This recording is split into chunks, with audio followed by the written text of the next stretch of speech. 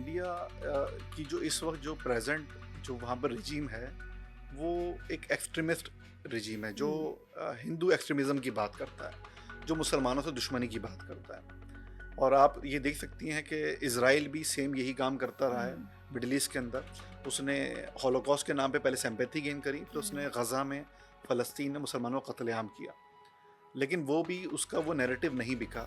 उसने जिन लोगों को टेररिस्ट करार दिया था उनके पास जो लोग मौजूद थे वो सालिम निकले। कल भी आप देखें एक अमेरिकन सिटीज़न जो है वो उन्होंने ट्रम्प के हवाले किया, यानी अमेरिका के हवाले किया, जिसके बारे में कहा जा रहा था कि वो मारा जा चुका है। तो मुसलमानों के ख़िलाफ़ जो ये टेररिज्म का जो स्लोगन था, जो अलकायदा बर्र सग़ीर और इस तरह के दहशतगर्द ग्रुप्स के ज़रिए जो है वो दाइश के ज़रिए इस्टेब्लिश मगरिब ने किया था, ये सारे मगरिब के ऑफशूट्स थे। उस नैरेटिव को इस्लामिक रेजिस्टेंस फोर्सेस ने मुस्तरद करवा दिया। उन्होंने अपनी मेहमान नवाजी के ज़रिए, अपने सिला रहमी के ज़रिए और अपने पीस के जो उनकी पीस लविंग सिस्टम है उसके ज़रिए उन्होंने इसको इस्टेब्लिश किया। सेम पाकिस्तान ने इस नैरेटिव को बिकने नहीं दिया। जैसे ही पहलगाम का अटैक हुआ और इंडिया ने बगैर किसी इन्वेस्टिगेशन के उसका मलबा पाकिस्तान में डालने की कोशिश की, तो पाकिस्तान ने उनको इंडिपेंडेंट, न्यूट्रल और इंटरनेशनल बेस इंक्वायरी की ऑफर करी है। उन्होंने कहा कि पहले आप एविडेंस तो करें। आपने मिनट्स के अंदर एफआईआर काट दी पाकिस्तान की उसमें इन्वॉल्वमेंट की।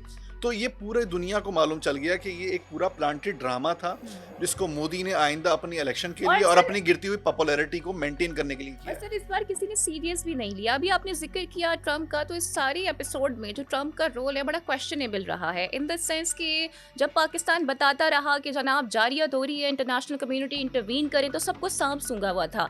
ट्रम्प का बयान आया जी टिट फॉर टैट हो गया, उधर से जेडी वेंस आ गए, वो कहते हैं जी हमारा मसला नहीं है, हम नहीं कूदेंगे। फिर ऐसा सर अचानक क्या हो गया कि ट्रम्प का एकदम खुद ट्वीट आ गया, जनाब दोनों जो फरीक हैं वो सीज फायर के लिए रजामंद हो गए हैं।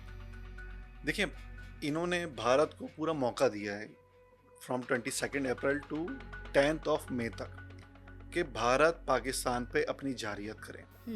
इनको ये अंदाज़ा था कि चूँकि पाकिस्तान एक सेंसिबल स्टेट है और पाकिस्तान ने कभी भी अपने न्यूज़ को एज अ वेपन इस्तेमाल करने की बात नहीं करी, बल्कि बैलेंस इन रीजन की बात करी है ताकि ताकत का तबादुल बराबर रहे।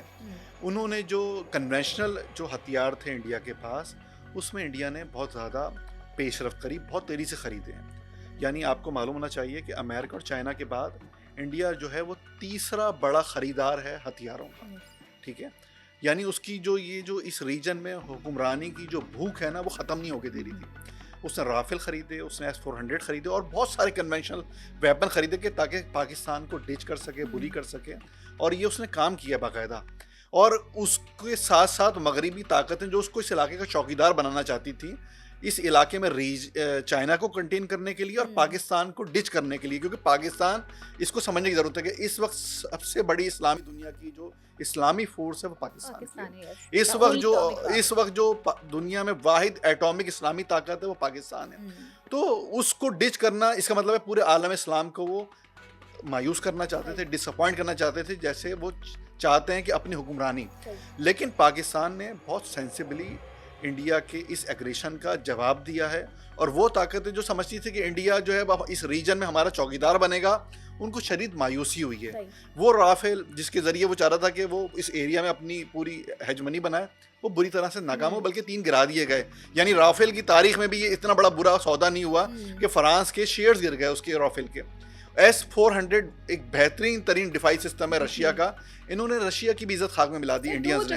उसको अटैक किया है पाकिस्तानी जी, एक कहते हैं कि पूरा का पूरा मुकम्मल तौर पे तबाह हो गया है आदमपुर वाला, और दूसरा जो कहते हैं कि उसके बारे में कहते हैं कि वो पार्शल जो है वो नकारा बनाया पाकिस्तान ने। तो ये पाकिस्तान की आर्मी की स्ट्रेंथ है, उनकी स्ट्रेटजी है वॉर, और उनकी कामयाबी है कि उन्होंने इंडिया की और इंडिया के पुष्ट पनाह जो ताकतें हैं उनके अज़ाइम को नाकाम बनाया।